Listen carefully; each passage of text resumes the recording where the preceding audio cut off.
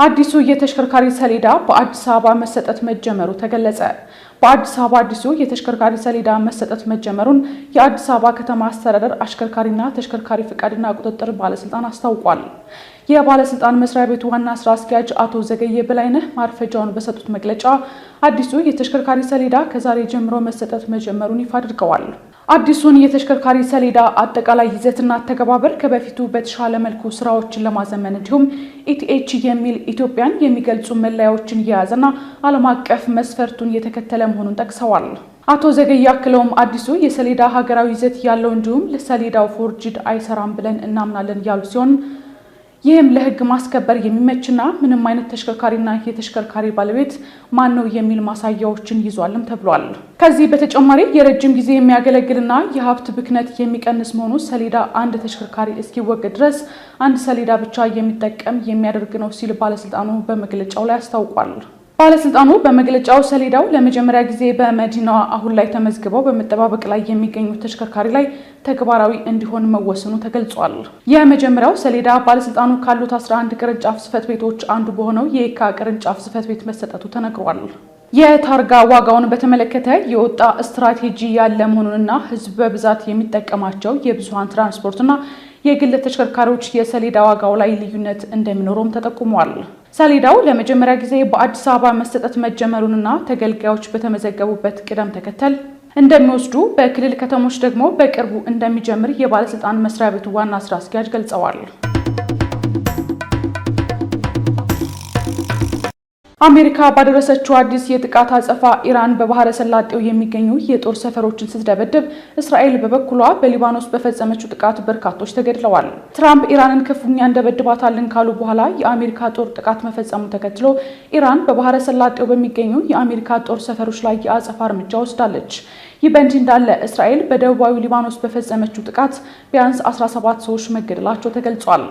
በኢራን የሚደገፈው ሄዝቦላህ በበኩሉ የእስራኤልን ደቡባዊ ክፍል መቆጣጠሩን አስታውቋል። This is a live report from a city under attack. Multiple explosions have rocked the area, sending plumes of smoke into the sky. We are witnessing a major escalation as buildings are hit. The situation is rapidly developing.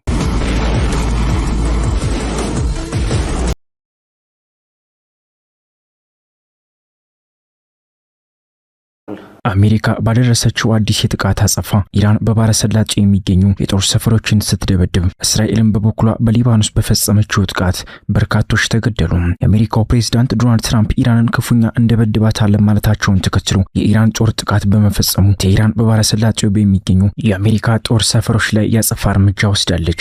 የአሜሪካ ማዕከላዊ እዝ ትራምፕ ኢራን ጦርነቱን ለማቆም የሚያስችል ስምምነትን ለመቀበል ብዙ ጊዜ ፈጀሽ ካሉ በኋላ ለተከታታይ 2 ቀናት ራስን የመከላከል ጥቃቶች መፈጸሙን አስታውቋል። በምላሹም ኢራን በባህሬን፣ ኩዌት የሚገኙ የጦር ሰፈሮች ላይ ጥቃት መፈጸሟን ያሳወቀችው እነዚህ ጦር ሰፈሮች ከዚህ ቀደምም ተመሳሳይ ያጸፋ እርምጃ የተወሰደባቸው ናቸው። ሁለቱ ሀገራት እርስ በርስ የሚያደርጉት መታኮስ በሚያዝያ ወር የተደረሰውን የተኩስ አቁም አደጋ ላይም ጥሎታል። አሜሪካ የቴህራን አየር መከላከያዎችን፣ ራዳሮችንና ሌሎች ተቋማት ላይ ድብደባ ከፈጸመች በኋላ በአገሪቱ ደቡባዊ ክፍል በሆርሙዝ አቅራቢያ ፍንዳታ ተሰምቷል። የኢራን አብዮታዊ ዘብ በበኩሉ በሆርሙዝ ወሽመጥ የሚያልፉ 2 የነዳጅ መርከቦች ላይ ጥቃት መፈጸሙን የኢራን መገናኛ ብዙሃን ዘግበውታል።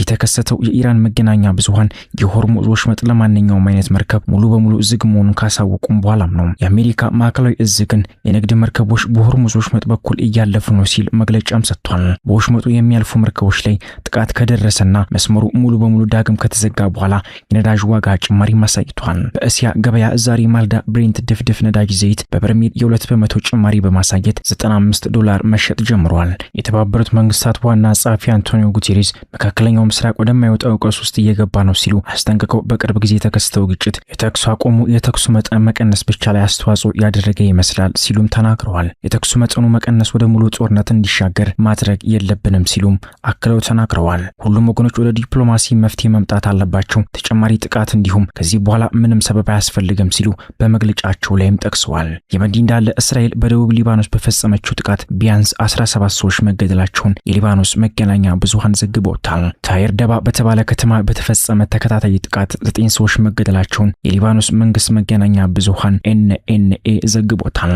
በዲር ቀኑን ኤልናይ መንደር አቅራቢያ እስራኤል በፈጸመችው 2 የአየር ድብደባዎች ሌሎች 3 ሰዎች የተገደሉ ሲሆን 2 ሰዎች ደግሞ በደቡባዊ ምስራቅ ታይር በምትገኘው ሲዲቅን ተገድለዋል። በኋላ ላይ በሌሎች አካባቢዎች ላይ በተፈጸሙ ጥቃቶች 3 ሰዎች መገደላቸውም ተገልጿል። በኢራን የሚደገፈው ታጣቂ ቡድን ሄዝቦላ በበኩሉ በእስራኤል ወታደሮች ላይ ተጨማሪ ጥቃቶችን መፈጸሙንና የአገሪቷን ደቡባዊ ክፍል መቆጣጠሩን አሳውቋል። ማክሰኞ ዕለት በእስራኤል ጥቃት 15 ሰዎች መገደላቸው የተገለጸ ሲሆን እስራኤል በሄዝቦላ ላይ የምታደርገውን ዘመቻ መቀጠል እንድታቆም ከኢራን የተሰጣትን ማስጠንቀቂያ ውድቅ አድርጋለች።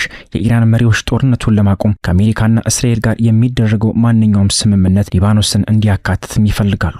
ይህም ከአሜሪካው ፕሬዝዳንት ትራምፕ ጋር የሚደረገውን ድርድር አወሳስቦታል። የሊባኖሱ መገናኛ ብዙሃን እንደዘገበው የእስራኤል የአየርና የከባድ መሳሪያ ጥቃት ረቡዕ ዕለትም በአገሪቱ ደቡባዊ ክፍል የተለያዩ ከተሞችና መንደሮች ላይም ተጠናክሮም ቀጥሏል። እስራኤል የረቡዕ ዕለቱን ጥቃትን በተመለከተ ወዲያውኑ የሰጠችው ምላሽ ባይኖርም ሆኖም ቀደም ብሎ በቴር ሄዝቦላ የሚጠቀምባቸውን 6 መሰረተ ልማቶችና በበርካታ የደቡባዊ ሊባኖስ አካባቢዎች የሚገኙ መሳሪያዎቻቸውን እንዳወደመችም ገልጻለች።